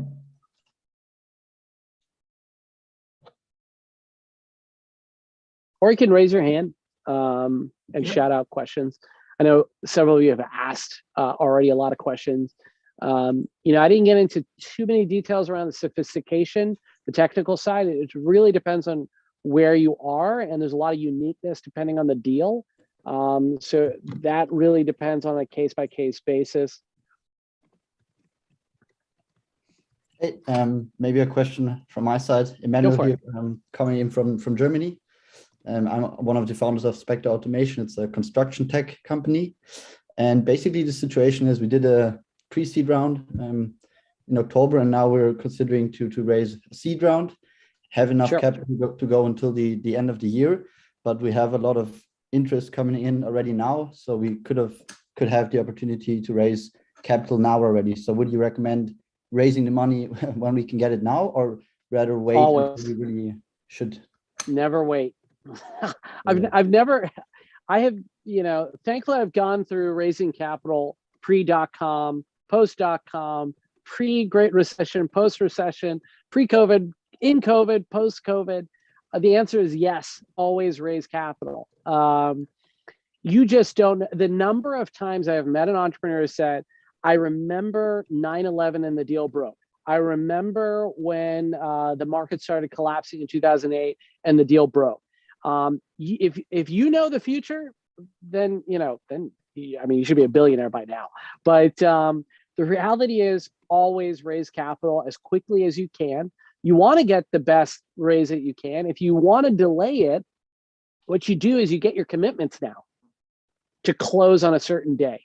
That's another way I do it, where, so for example, in my business, there's a lot of seasonality. We need a tremendous amount of capital during the holiday season because we do a lot of lending during that time frame. So I try to get most of the capital in by September 1. But if capital is coming in December, I'm not going to say I don't want any more capital. If it's a big chunk, which has happened in the past, I'll say, can we close it on this day, maybe April 1st or September 1st. So you kind of have to, if you can get them to commit and lock it down and it's not too far away, that's okay. But remember, I've seen deals where it's locked down, everything is signed, money's about to wire, some event happens in the world, and that's it. And you don't get any of the capital. If you're a capital intensive business, which it sounds like, the answer is kind of always want to raise capital. I'm an extreme, every business that I've built has been extreme capital intensive. I shouldn't say every business. 2 of the big companies I've had success with, this being one of them, are extreme capital intensive. Like I said, I would like to raise 50 million, as an average this year. That'll double my assets. I want to raise 150 million between now and next year. As soon as that's done, I'm going to do a $250 million raise. As soon as that's done, about a year or two, I'm going to do about a $500 million raise. It'll never end. You tell me at 10 billion under management, if I could still deploy and I can be profitable, just raise more capital. You win, investors win. It's opportunity for them, opportunity for you. Just keep raising capital. But you're in pretty good situation. Like I said, capital markets are still strong, even though there's been a lot of volatility globally. I know I've talked to a lot of my Swiss investor pools, UK-based investor pools, all throughout European markets. There's still a lot of cash on the side. There was a ton during COVID. It tightened up even more, so there's even more dry powder on the side. Now there's so much stimulus money that's on the side. A lot of the investors have a lot of capital. Equities have risen, I don't know, a couple 100% in the last several years from the bottom. So even from previous highs in 2019, 2020 early, you still got a lot of investors who got a lot of liquidity and they want to diversify out of the equity markets. And early stage startups, those are beneficiaries of that. Hopefully that helps. Yeah. Hey, JP, let me just do a very short 2-minute interruption in case people have to leave, but we'll stay on for another, as long as people have questions. Here's the shared results of what people thought. You're allowed to look, JP. Thank you so much for all the stuff, and we'll continue to stay on for more Q&As to make it even more custom for you. And then just to give you a little highlight, that 1-minuter on next Saturday, I'm going to ask Pradeep Yuvaraj to cover what's in store for you next Saturday. Then we'll come back for more Q&A on today. Pradeep, all yours. Thank you, Dr. Lopez. Hey, James, thank you so much. You set the bar really high today, so I think I will have a tough time next week. So good morning, good evening, everyone. Next week, we will kind of go in an actual workshop mode. We will try to do certain activities to help you understand 3 things primarily. Number 1, the art of storytelling, the art and the science of storytelling. Something that can help you not only with your investment pitch raising, but also overall in your life, whether you want to be a salesperson, you want to head your company, you want to sell your company, you need to really be good at storytelling. So we will do one storytelling. The second part will be something that leads from what James spoke today. 13, I call it the baker's dozen, 13 things that every investor wants to see in a pitch deck. Pretty straightforward tactical stuff that will help you kind of, get a hang of everything that you need to speak to an investor in the 5 or 10 or 15 minutes that you get. And the third part would be, again, a tactical part, which is 7 design principles for non-designers. So if you think that you are not a designer, you haven't been trained on design, don't worry. The art and science of designing is very, very simple and straightforward. We have tried to summarize that into 7 different concepts that will help you make anything that you design, whether it's a poster, a pitch deck, or a book, or a report, much better. So look forward to seeing all of you. We have 2 slots. One is 10:30 a.m. IST, and the other one is 10:30 a.m. EDT as well. Those of you who wish to send me some of your decks so that we can kind of do some postmortem, if that's the right word, or a dissection of the deck, please feel free. But the warning is that, or the caveat is that we may point out all the errors and mistakes out of it so that you can learn. So go ahead and send it to university@TIE.org. Back to you, James. You know, it's really exciting to kind of see what's going to be coming up on the workshop.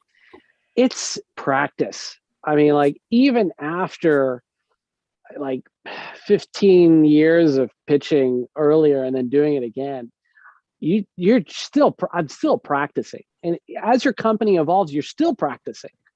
And I practice with my team. I practice to existing investors if we have a new idea. For example, when we rebranded the company to High Financial Assets and we changed kind of our story and messaging, trust me, the 6 months prior to doing that, I practiced and pitched that thing about 100 times constantly, every single week, multiple times a week, before I even actually had made the announcement. Because you don't want to shock your investors. In fact, there's several investors of mine on this call. Constant communication is just critical, and the way you communicate is through that practice. You guys are going to be going through how to build a deck. I built the initial decks, and then I found somebody who was great at design to help me with those decks. Then I found a design agency, and then you keep ramping it up over time to get better and better at communicating and storytelling and being concise. One thing, there's an organization called Venture Atlanta, which is in the United States Southeast. It's the biggest venture capital conference for VC community. What was great about that, and several of the team members were like, why would we do this? We're not really looking for a lot of early stage capital or equity capital. I said, hey, this is an opportunity to really be on point with our pitch, because you only had 5 minutes and you had to tell an extremely compelling story. And I can tell you, what is that, like 4 years ago? Even today, people will tell me they remember that pitch. And just how do you fine tune it? How do you hone it? How do you practice it where it's so memorable and exciting and emotional? You have all it's like a movie trailer. How do you get someone to feel so compelled about something in such a short period of time? You are creating your own movie trailer. And when you're pitching, just like Pradeep was saying, and you guys are going to go through the workshop, you've got to create energy, experience, emotion, feeling, confidence, comfort. It's a great opportunity. All these different emotions in a very short time frame, very, very short time frame. And I will tell you, when you do that, you can be charismatic or practical. You can be excited, but grounded. You can be an authority, yet innovative. And what I always say is you're this living paradox, right? Because as a startup, honestly, the startup process of raising capital, if I kind of look at the spectrum, is one of the easier phases. Now, you may be saying, this guy's like crazy. He's raised a lot of capital. He doesn't know what he's talking about. It's been going senile because he forgets how it was in the beginning. It is hard. There's no doubt about it. But the difference is you're selling a dream. Late stage is easier too, because you're selling consistency of performance. The middle stage is a nightmare, because the problem is now you convert that dream into a reality and show consistency. That's usually the hardest capital raise. That's can you get to the series B, C, where you're struggling because you got to have a lot of head count. You got maybe management, God forbid.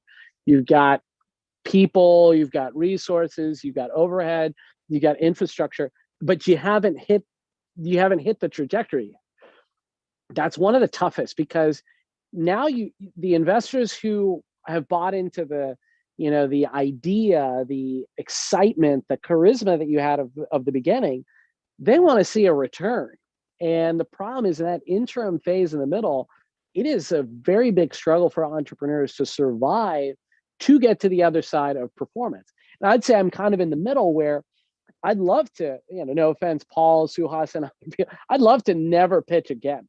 It's never going to happen, but I've come to that reality. But you get bigger and bigger checks, same amount of time, effort, and energy, but it's still you pushing the limit, right? If Michael will tell me, he's like, JP, please don't introduce me to anybody who wants to invest $100,000. Please don't do that anymore. Why? Because it's another relationship. We do a really good job of building a relationship consistently. But you know what? Here's, and Paul and Suhas and other people can attest, I love our investors. They're some of my best friends. They're coaches, they're guides, they're mentors, they're entrepreneurs, they're investors. They've helped me grow this company. And I love, a lot of people say, keep your family and friends outside of your business. Tough luck. I've been doing this for enough decades that it's just not reality. Your life kind of gets integrated with your business. And as you're growing it, and those relationships that you build now will be there hopefully for the years to come. And one of the best feelings I get, whether it's the Thai community or the Atlanta regional community and now nationally, is I go into meetings. I have people who come up to me and say, thanks for the dividend or the distribution that I got last. I don't even know the person. Those are even more fun, where they've invested in a fund through another syndicate, through another structure, and I'm able to generate a return for them. I love making people money and getting a return for the risk that they've taken and being a part of that journey and creating something that's special and exciting from that standpoint. Any other questions? I actually am going to another place for the weekend for Easter for my to my wife's family home, and I literally messaged my buddy whose place this is that I'm going to be leaving a couple of hours later than expected so I can teach the class. But I am here till 12:30. Any other questions? Please just like Emmanuel did. You can start yelling at me, and I'm too upset that nobody gave me any major negative ratings, which is perfectly fine with me. I've been teaching class now for 16 years, actually 18 years now at Georgia Tech, lecturing in quantitative computational finance, and at Georgia State in actuarial science and business information systems and the MBA program. I love teaching. I'm always here to kind of give back and dig into the details. So you're more than welcome to ask any questions. And anybody who's even not in the university, you're more than welcome to ask. Hi. Yeah. So I'm the person who asked the question about ADHD, autism, and pitching and stuff like that. How powerful do you think it is if my product has to do with helping people and students with ADHD and autism to touch on it? Yeah, I mean, the self-story, and you'll probably get this through your workshop, the more that you can experience, and you are the reason why you've built a company is because of a personal experience, people want to relate to that, and people want to understand that you have a vested interest because you connect with it. I've seen it with cancer research companies where somebody in their family got cancer and that's why they went down that road. I've seen it with, I can't really say that I did that with the consumer lending business, but the reality is I had built a previous company that was connected to this company, which is why I tell that story. I had to help build a company called Lending Science, and that brought me to this company and why I built this company. 100%, you need to be telling the story and how it connects to you and how it's personal. And why you understand the market and why you've got an edge, because you can empathize with the situation more than anybody else. Those things are absolutely part of the story. It's a powerful story. And the people who can't take it, guess what? Remember SNAP, strictly no asshole policy. Find the people who you don't need to talk to as much as the people you do need to talk to. Kick out those investors. I hate to say it. I think I always keep a tally. I think we're at about $6 million that I've not let people invest because I just don't want to work with them. We have different values. They're in it for a different reason than I am. You want to find people that you want to have as investors in your community. And the other thing I like to do is I like introducing my investors to the other investors. So I definitely don't want to have somebody that I don't have a shared value system with whenever I introduce them to other investors. And at this point, I invest in a lot of my investors' deals as well. I participate in their charities. I am active in their communities and their programs. And I've got people from every walk of life. and you got to make sure that there's an alignment between yourself and those people as well. For example, I mean, I have Muslim investors, I've got Islamic investors, I've got Christian investors, I've got Jewish investors, I got people from India, I've got people from every walk of life, male, female, people are retired, people are early in their investing career, and you start building relationships with these people. And for me, I love hearing the stories of our investors, and I try to build a relationship with every one of them, or at least spend time with them early on. Like I said, some of them are through syndicates and other funds and structures, so I don't get to meet everybody, but anybody I directly connect with, I try to build a relationship with them and make sure there's an alignment between our story and theirs, and they understand where it is we're coming from, and that there's that alignment, so that there's not a misunderstanding later down the road of what the expectation is. Harry, send your deck to universityoftile.org by Thursday. You'll learn next Saturday about telling a story. It's all about telling a story. Thank you. Yeah, that was Ryan.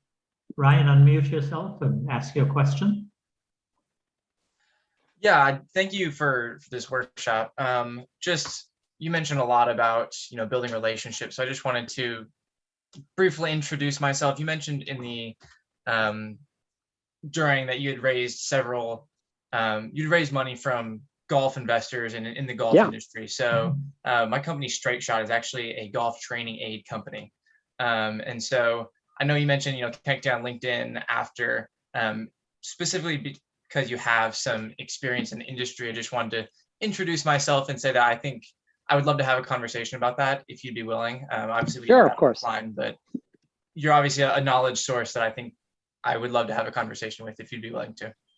Yeah, absolutely. And, just generally speaking, I think like whether it's golf or other sports or activities, I have the personality, and I'm sure Paul is not surprised. I don't take anything lightly. I've only played golf for about 5 years. I'm about a 7 index. And I practice and train very seriously while I have a full-time job. I don't play golf probably every other week or every few weeks. But whenever I do play golf or sporting clays or skiing or everything, I take everything that I do very seriously, because if I'm going to be with investors that are also going to play golf or ski or do an activity, I am going to train and practice. I put in extra time, effort, and energy to get really good at the things that make a difference to the team. Like, for example, I've got a bunch of team members that are love chess. So as expected, I got a chess coach. I practice chess every single day. I'm training. I haven't played chess. I had played chess since like 7th grade. I think I knew the moves. I'm at, for those of you who are chess players, I'm at close to like a 1400 ELO rating. And I just picked it up like 4 months ago, because I am dead serious about anything that I'm going to do. Am I a great chess player? No, I think I've got probably 5 more years of training, which is typically kind of my beginner stage with anything. But you got to build a relationship. Now, you may not be good at chess. You may not be good at golf. You may not be good at sporting clay or whatever. Like I said, all these activities. And a lot of people, like I said, they may be like, oh, well, I'm a female, I can't do that activity, or I'm a male, I don't want to do those activities, or I have these interests, not these interests. I have seen people who really care do what is necessary to build a relationship. I'm not teasing the person, I wasn't trying to make you an example, the person from New Jersey, but if your investors in Minnesota, drive to Minnesota or take a bus to Minnesota. If you want to build a relationship, go build a relationship.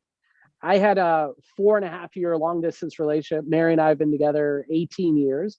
Guess what I did? I commuted. Like, if you care about somebody, you go and you travel and you commute and you go build a relationship wherever the heck they are. You spend the time. I hate to say it, in a lot of ways, in a relationship with investors, like dating. You are doing everything you can to stay top of mind, be interesting, foster a relationship, build trust, build rapport, and be on. I'll tell you, early on, even like 2 years ago, I was getting exhausted of golf. There was a point I was playing too much golf. I was playing like 3 times a week, and the team kept on saying, go keep playing golf because you keep on raising more capital every time you go play golf. I was like, okay, but I also have to create a balance. I need to be able to enjoy the experience and be sustainable over a very long period of time. And, I think that, whether it's, like I said, all these activities, I'm not a pool player. Some of the friends are like expert pool players. What the hell do I do? Go practice pool. I do these things very seriously. Like I said, I'm not an accountant, but I've learned and studied accounting. I know the principles. I talk to people who have a master's in accounting, PhD in accounting, been doing it for decades. I learned intellectual property law. I learned contract law, corporate law, securities law, litigation, understand different court cases. If I'm going to go through that process, corporate divorce, how to raise capital, all the legal structuring and stuff like that. If you don't put in the reps, don't expect somebody to be like, whenever you're going to deal negotiation, you haven't put in the reps. You're like, oh, I didn't know. It's my, no one told me that Ty is here for you. You don't really have a lot of excuses. You got to put in the reps. It's, think about the worst time you had studying for an exam. If you're not putting that much time, effort, and energy every day, you're not going to be cut out for what it takes to build a successful company. I'm telling you, it is a grind. It is nonstop. It is brutal, but you have a purpose that is deeper than all the pain and suffering, right? Anybody who's gotten a PhD or a master's degree or gone through some nightmare like Georgia Tech that I did, you're like, hey, tough luck. Not everybody makes it out alive. In fact, I had a leadership training program in Coronado Beach for the Navy SEALs. Bud's graduating class back in 19. I'll be going back there. The reason why a Navy SEAL is successful and gets out of Bud's training isn't because they are stronger and faster than everybody else. There's this great book. It's called Grit by Angela Duckworth. You should read it. The mindset of sacrificing who you are as a person to go the distance to make it work, that's what it takes to build a successful company. I mean, maybe there are a bunch of people who casually built a successful company. I just haven't met any of them out of thousands of entrepreneurs I've never met somebody who's like, it just all landed in my lap and I was kind of hanging out on the beach and the company is just wildly successful. Hey, maybe you went all in with $1,000 at the beginning of Bitcoin and you're now a multi-hundred millionaire. But I'll be honest, like I can't sit on a beach long. I've sold companies. When I sit around for too long, I get the itch. I think I said to Paul earlier, I was like, I couldn't not start this company because all the pieces came together. I was like, oh, I don't want to do another startup. I don't want to do another startup. And I was like, but everything is there. I've got the capital. I've got the team. I've got the experience. I've got the resources. This is a great opportunity. The market is right. It's a big opportunity. It's a big win. I guess I'm going to resign myself again to go through this process because it takes enough to just start. JP, I don't know how much time you have. You mentioned that you're running late on something. You want to take two final ones from Hassan and Harry and then close out? Go ahead, Hassan. Yes. First of all, thank you. It was a great presentation. So I'll just quickly ask my question. So you mentioned that you should preferably have smart investment, right? So for example, I have an oral hygiene startup for a medical device. Sure. So would you say a smart investor or smart money would come from either a dentist or versus somebody who's taken a consumer product to market? Because, they're two different things. Sure, a dentist has knowledge, but it's not building a product, Yeah. So smart money typically is somebody who's got experience, ideally building a company in your industry, who has invested in companies in and or around your industry, that understands the life cycle of a business in your industry. Mm-hmm. So unless that dentist has built a lot of businesses in and or around your product, probably not. I'm not saying don't take the capital. If you get the right terms, like I said, you could do a safe note or convertible as a bridge. But I'm not saying anything bad about doctors, but most doctors that are my investors are not sophisticated in building large companies. Mm-hmm. If they are, it's mutually exclusive. They're not really, just happens to be the case. You're really trying to find somebody who understands the life cycle of building in and around your industry, ideally, and has built a company from small to big and understands how to invest within that life cycle. That's the ideal. That being the case, you might not find the ideal. You're going to have to go with what's around you at the earlier stage. Thank you. Harry, last question. Hi. Yeah. So I was listening to you talk about like full-time entrepreneurship dedication and stuff like that for it. How would you balance the benefits of like I'll just go full in. We're a startup that helps students with ADHD and autism focus in class, and the benefits of being in college right now is I have alphas at the classes that I'm in. So like a bunch of students will grab like tablets and phones from me to use my transcription app. And there's also a pretty good entrepreneurship program, opportunities for getting like funding for travel stuff.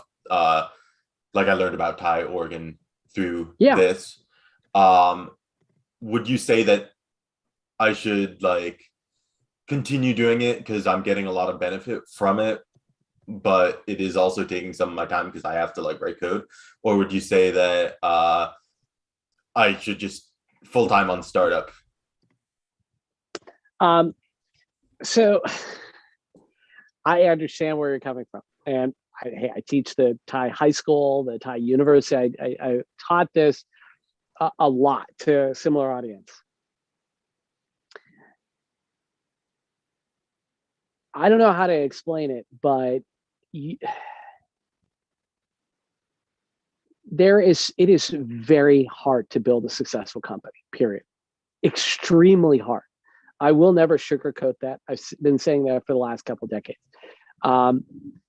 If you want to casually learn about entrepreneurship and how it works, stay in university, go through programs, learn all about this stuff.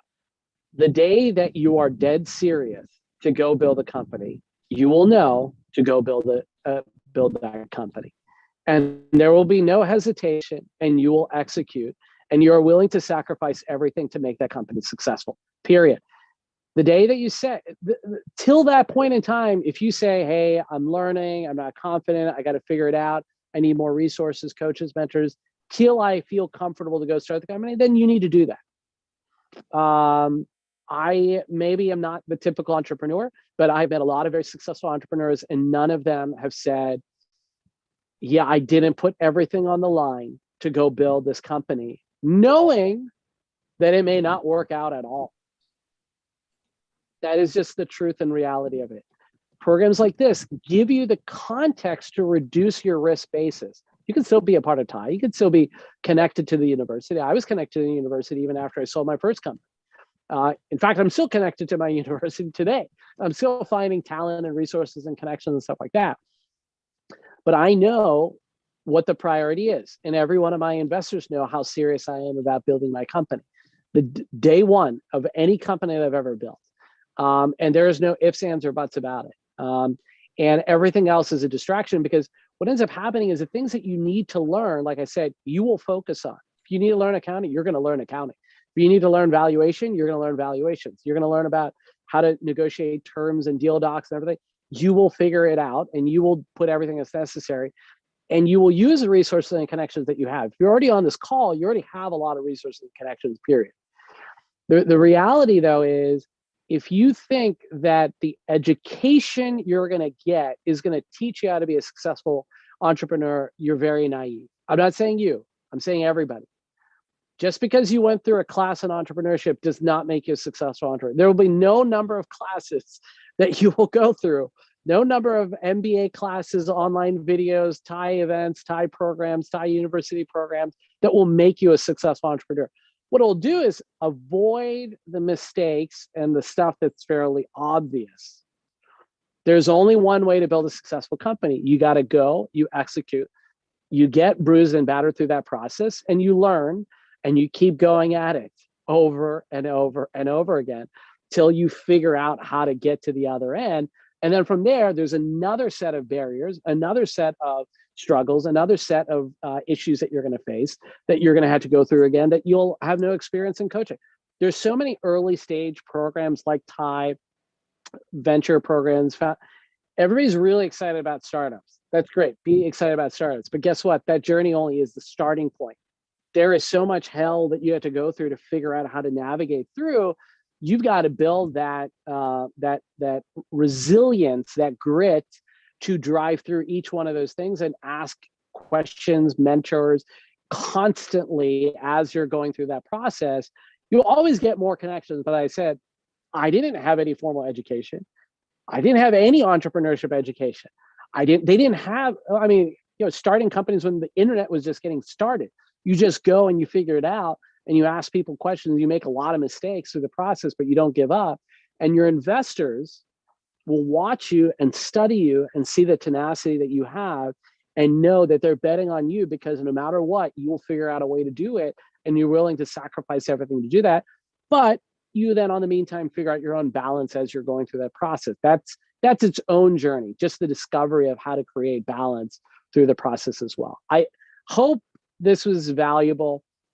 And like I always say, like if you're scared of entrepreneurship, you should be. If you're hesitating to go build a company, hesitate, because it doesn't get easier than the beginning stages where you're excited and there's hopes and dreams and stuff like that. I'll tell you, when you've got families to feed, you have hundreds of people that you have to take care of. You think it gets easier? It doesn't. If you want to sell the company, put your hands up and say, hey, I'm done. I got a great return. All my investors got a great return. That's fine. I'm done with that phase. It's not about money. I'm not playing for money when I build my companies now. I'm trying to create massive impact in society.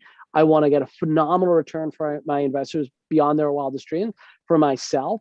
But I'm past the phase of, am I building a company because, I want to make a few bucks, make a good return, retire. That retirement is not in my DNA. I'm here to build. I'm here to give back. I'm here to create and find other people to be a part of that journey. And hopefully you guys kind of can get that from my tone as well. But thanks, everybody. I'm a little bit over my time limit. I really appreciate you guys coming on the call, and good luck to all of you as you continue on your journey. Thanks, guys. Bye, JP. Everybody enjoy the rest of the weekend. See you all next Saturday. Thank you. Have a fantastic day.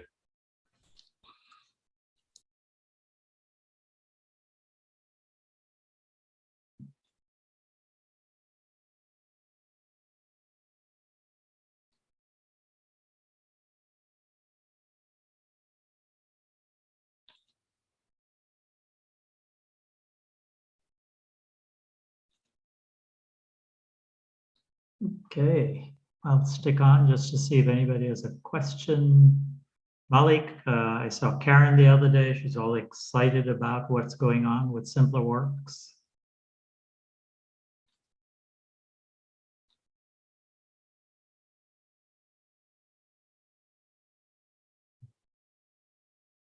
Okay, I'm going to end the call unless there are any final questions or commentary. Thank you all for attending.